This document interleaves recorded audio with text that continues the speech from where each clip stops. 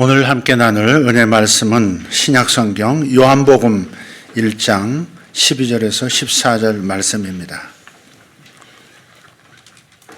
요한복음 1장 12절에서 14절 말씀 봉독하겠습니다.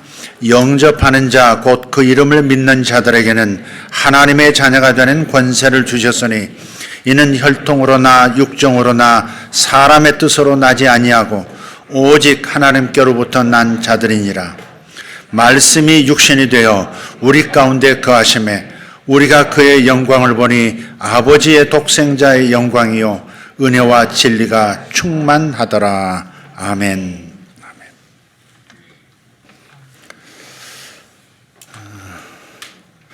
오늘 말씀의 제목은 호 로고스 사르크스 에게네토입니다. 무슨 제목이야 이게? 이렇게 관심을 좀 끌기 위해서 이런 제목을 넣었습니다. 성탄이 무엇입니까? 성탄이 무엇입니까? 방송실 띄워주세요. 성탄은 무엇이에요? 오늘 본문 14절에 따르면 말씀이 육신이 되어서 그 사건입니다. 말씀이 육신이 된 사건, 그게 성탄입니다. 말씀이 육신이 되어 우리 가운데 거하신 것을 우리는 성육신이라고 합니다. 성육신은 이룰 성자를 써서 육신이 되셨다 하는 겁니다. 이를 도성인신이라고도 합니다. 도성인신, 도가 사람의 몸을 이루었다. 도성인신. 아마 중국 성경에는 아마 말씀을 도자로 썼을 겁니다. 그래서 도성인신이라고 합니다. 영어로는 incarnation인데요. 이 incarnation은 원래 라틴말 carnation이라는 단어에다가 앞에 in을 붙여서 incarnation이 된 겁니다. 육신 안에, 육신으로 뭐 이런 거죠. 이 carnation은 라틴 말인데 거기에 영어로 in만 붙여서 영어 단어 incarnation이 됐다 하는 겁니다. 근데 이 carnation은 살 혹은 몸입니다. 살 혹은 몸이. 독일어로는 incarnation 그럽니다. incarnation 이렇습니다. 왜냐하면 신학이 독일에서 많이 발전을 했거든요. 루터도 독일 사람이고. 그래서 개신교 신학이 독일에서 많이 성장을 했기 때문에 인카네이션을 이렇게 인카나티온으로 이렇게 표현을 하고 있는 겁니다. 그런데 이것을 헬라어로는 호 로고스 사르크스 에게네토입니다. 사르크스 이렇게 한국식으로 발음을 늘어서 하는 건데 원래 발음은 사르크스 이렇게 하는 겁니다. 호 로고스 사르크스 에게네토 제목이죠. 로고스는 말씀이고요. 사르크스는 육체입니다. 그래서 로고스가 사르크스가 됐다 하는 겁니다. 자, 그런데 여러분은 말씀이 육신이 되었다는 이 성경의 이 대목을 어떻게 이해하고 생각하고 계십니까? 이 요한복음을 처음 접했던 헬라 사람들은 엄청난 충격을 받았을 겁니다. 헬라 사람들은 고대 헬라 제국이 있어요. 알렉산더가 지배하던 헬라 제국이 있지 않습니까? 그리스를 중심으로 해서 헬라 문화가 고대 지중해에 포진하고 있었죠. 그 헬라 사람들이에요. 코이네라고 하는 헬라어를 사용했던 그 문화권 사람들. 이 요한복음은 원래 이 헬라 문화권 사람들을 위해서 기록된 복음서입니다. 그런데 로고스는, 이 로고스라고 하는 단어는 헬레니즘 전통에서 고도의 관념적이고 초월적이고 형이상학적인 개념입니다. 말로 형용하기 없는 가장 고상한, 가장 상위 개념, 형이상학적인 개념의 단어가 바로 로고스입니다. 그래서 이성이라고 번역도 하고요. 우리 기독교에서는 말씀으로 이렇게 번역을 했습니다만은 이성이라고 하는 이 헬라 철학에서는 굉장히 플라톤 철학자 플라톤의 언어로 말하면 이데아입니다. 그래서 그리스 헬라 철학에서 말하는 우주의 제1원인자로서의 절대적 존재, 그것이 바로 로고스입니다. 단순하게 말씀 이게 아니라 우주를 창조하고 우주가 만들어진 가장 근원적 존재라고 할 수 있는, 그래서 우주의 제1원인자라고 하는 겁니다. 절대적 존재, 그게 바로 로고스입니다. 요한복음 1장 1절에 이렇게 말씀을 해요. 태초에 말씀이 계시니라. 이 말씀이 하나님과 함께 계셨으니 이 말씀은 곧 하나님이시니라. 아멘. 요한복음은 로고스가 곧 하나님이라 이렇게 말하고 있습니다. 요한복음의 저자가 헬라 사람의 전통적 관념인 로고스를 기독교식으로 재해석을 한 겁니다. 예를 들면 우리가 무속에서, 한국이 무속이 심했었죠 옛날에. 우리가 무속에서 수천 년 동안 써온 그 하늘님이라고 하는 그 단어를 카톨릭이 차용해서 성경에 나오는 신을 하느님으로 명명한 것과 꼭 같습니다. 하늘님을 카톨릭에서 무속에서 사용하는 그 하늘님 하는 그거를 카톨릭에서 가져다가 하느님으로 명명한 거예요. 그런 것처럼 헬라 사람들이 로고스라고 하는 그 절대적, 형이상학적, 초월적인 그 개념을, 로고스라는 개념을 기독교식으로 재해석해서 명명한 것, 그것이 바로 말씀입니다. 그런데 그 로고스가 사르크스로 육화되었다는 거예요. 아까 사르크스는 살, 몸 그랬죠. 바디예요. 그 로고스가 사르크스가 되었다, 육화되었다 하는 겁니다. 그리고 이 사건이 바로 성탄이라고 하는 것입니다. 문제는 헬라 사람들이 이것을 수용할 수가 없었다는 점입니다. 우리는 자연스럽게 지금 받아들이고 있지만 2000년 전 헬라 사람들은 요한복음을 턱 읽으면서 갑자기 가슴이 턱 막힌 거예요.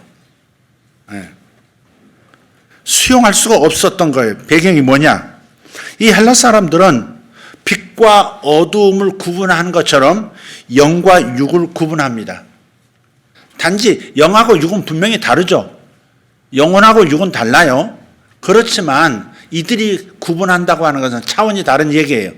빛과 어둠만큼 차별적인 무언가가 있는 겁니다.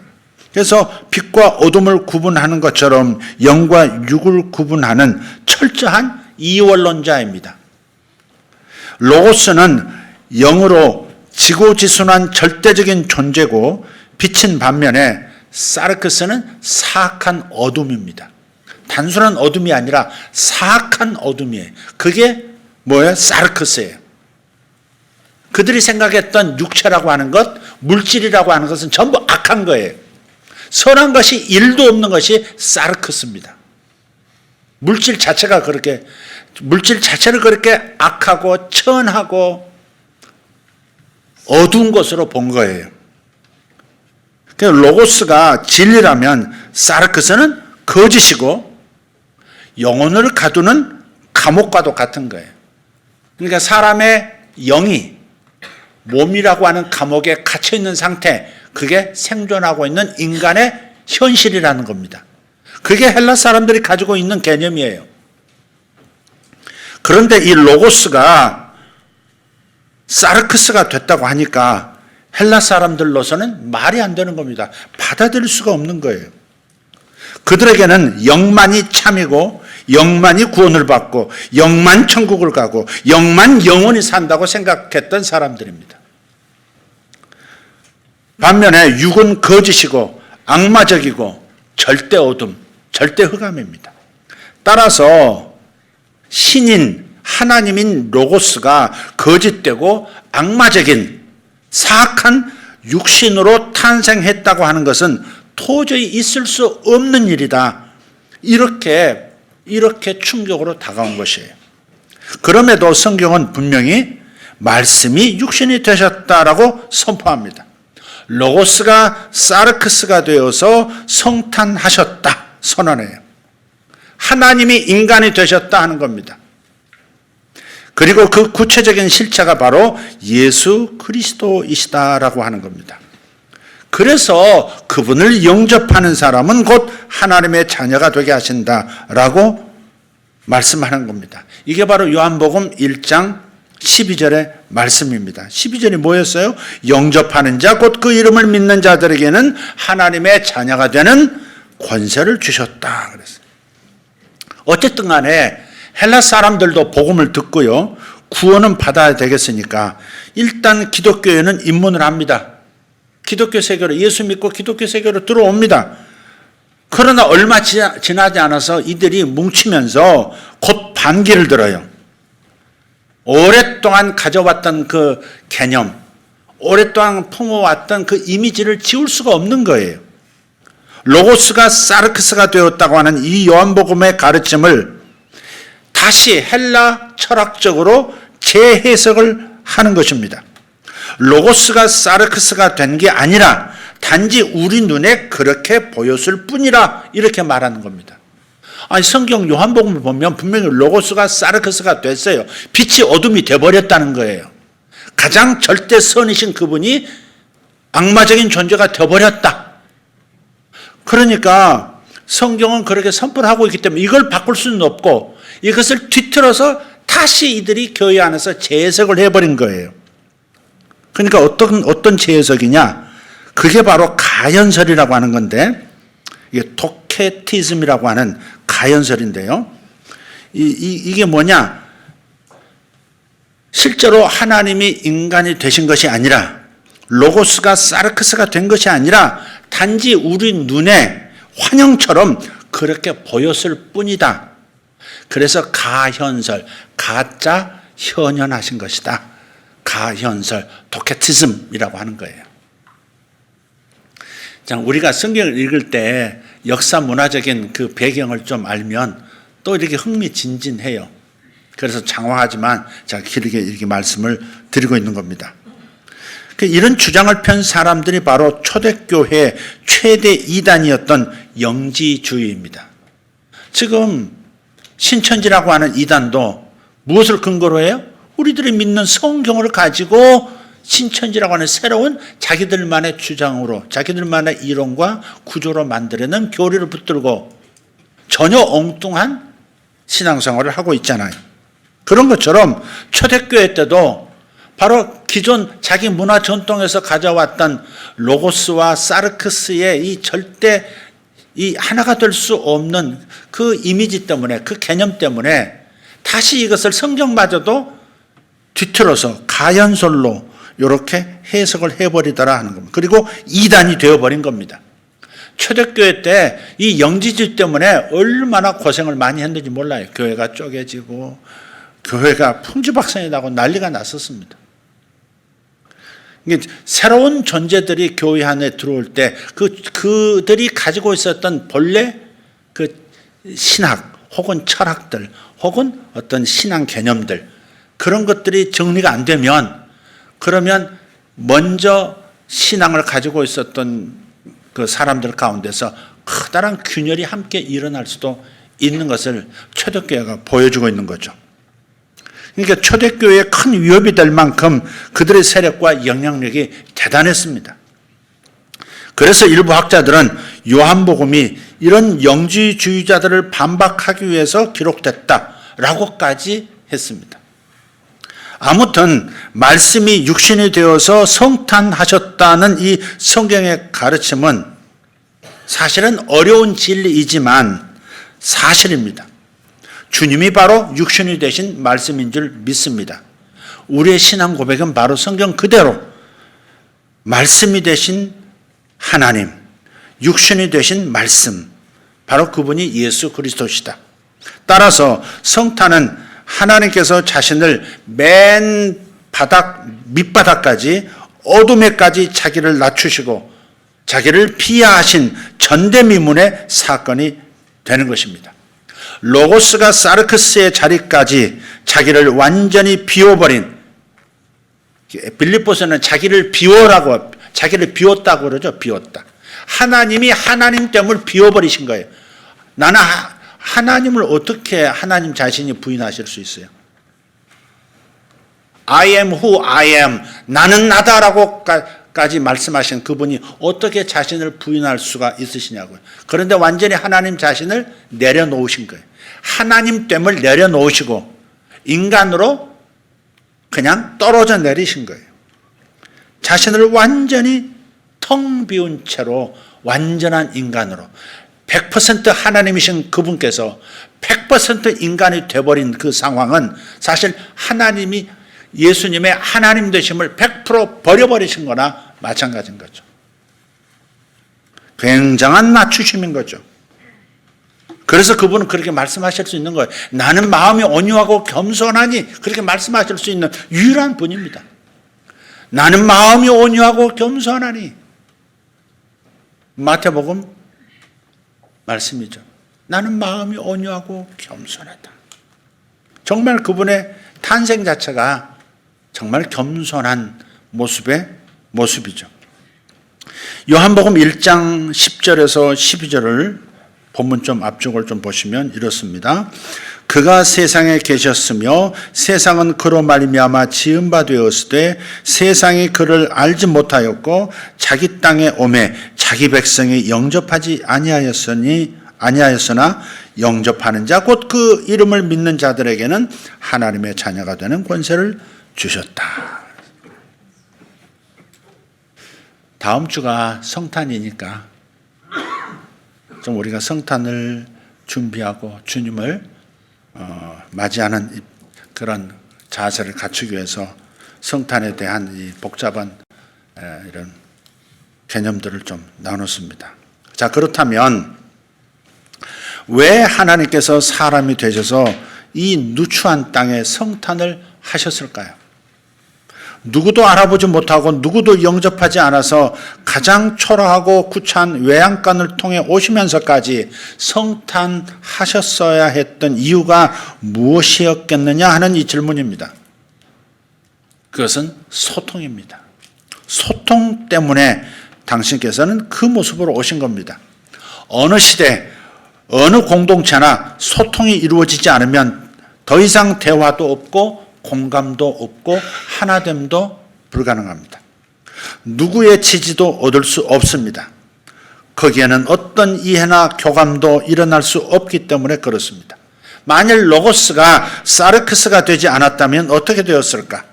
하나님이 인간이 되시지 않았으면 어떻게 역사는 진행되고 있을까? 하나님과 인간은 영원한 절대 타자로 남았을 겁니다.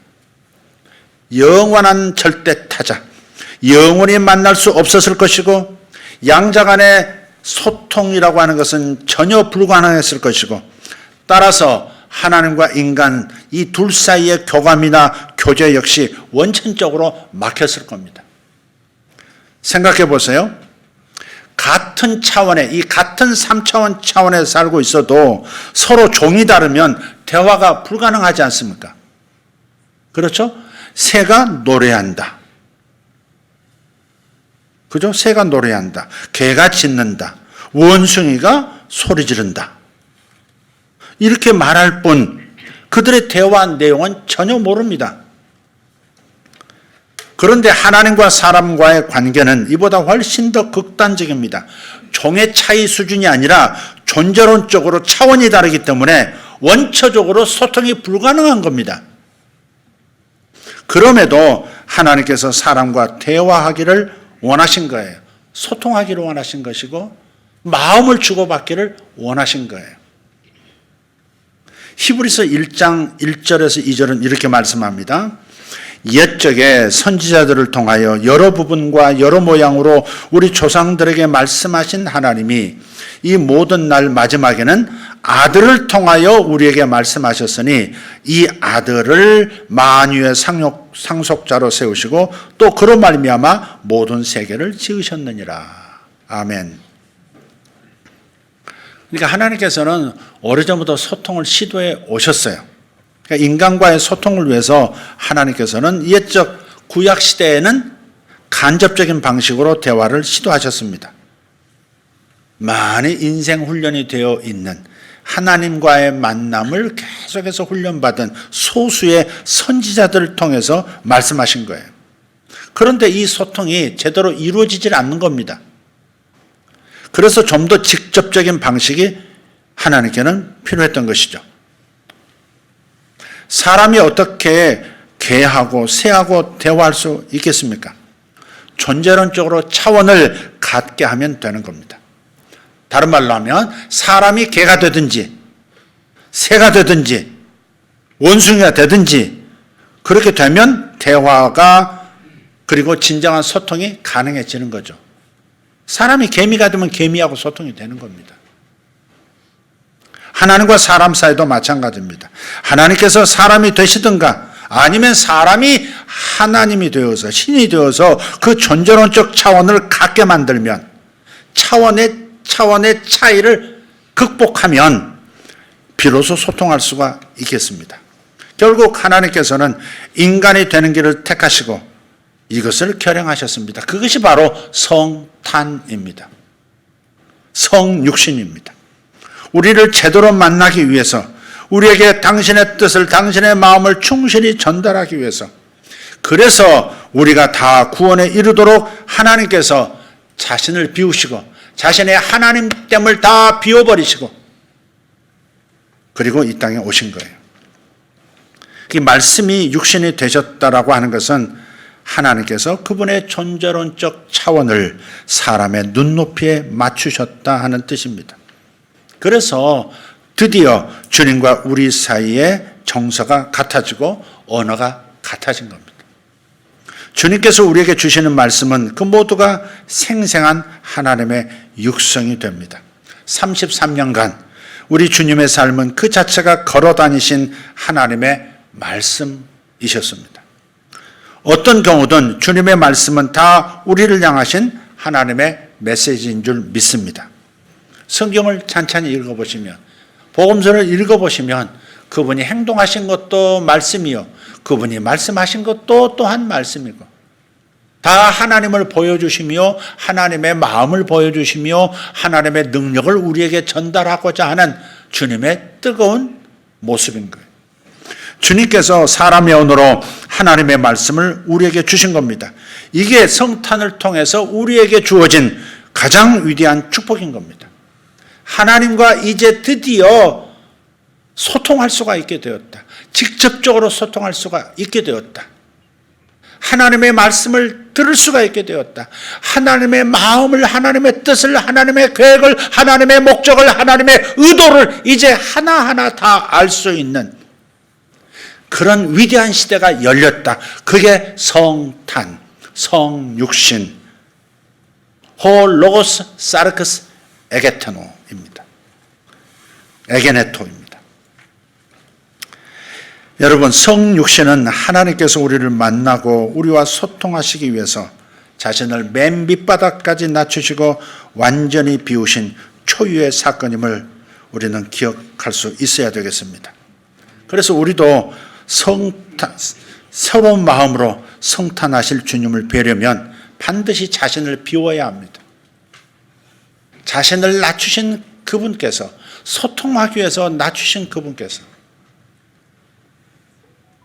전체가 다 죄인이요 구원받지 못할 존재로 타락한 인간이 되셨을 뿐만 아니라 그조차도 모든 세대와 다 소통하기 위해서 말 못하는 갓난 아이로까지 낮춰주셔서 성장의 모든 과정을 다 겪으시고 보여주시고 그리고 우리 앞에 당신의 말씀, 당신의 마음을 보여주시기 때문에 우리가 이번 성탄에서 정말 새롭게 우리 가운데 임하셔서 그분의 마음을 나의 마음으로 받으려고 한다면 반드시 자신을 주님처럼 비워야 한다는 겁니다. 비워야 한다. 오만한 사람은 절대 성탄하시는 주님을 뵙지 못합니다. 깨달을 수 없습니다. 오만한 사람은 절대 성탄의 주님을 깨달을 수 없습니다. 계시가 그에게는 없습니다. 낮추셔야 합니다. 자신을 비우셔야 합니다. 자신의 잘됨, 남보다 탁월함, 자신의 성취, 실적들 이것까지도 다 비우고 텅 빈 존재로 주님 앞에 설 때 성탄의 주님을 경험할 수 있겠다는 겁니다. 로고스가 사르크스가 되신 것처럼 자신을 완전히 내려놓아야 합니다. 그래서 가장 낮은 모습으로 오신 주님을 우리도 겸손함으로 뵙고 우리 모두가 하나님과 깊이 소통하는 복을 이번 성탄에서 누릴 수 있기를 기대합니다. 할렐루야. 이번 한 주간은 내가 나를 비우고 있는가? 나를 비우고 있는가? 나를 내려놓고 있는가? 나는 나를 붙들고 있는 사람인가? 나를 놓은 사람인가? 나를 나로 꽉 채운 사람인가? 나를 텅 비운 사람인가?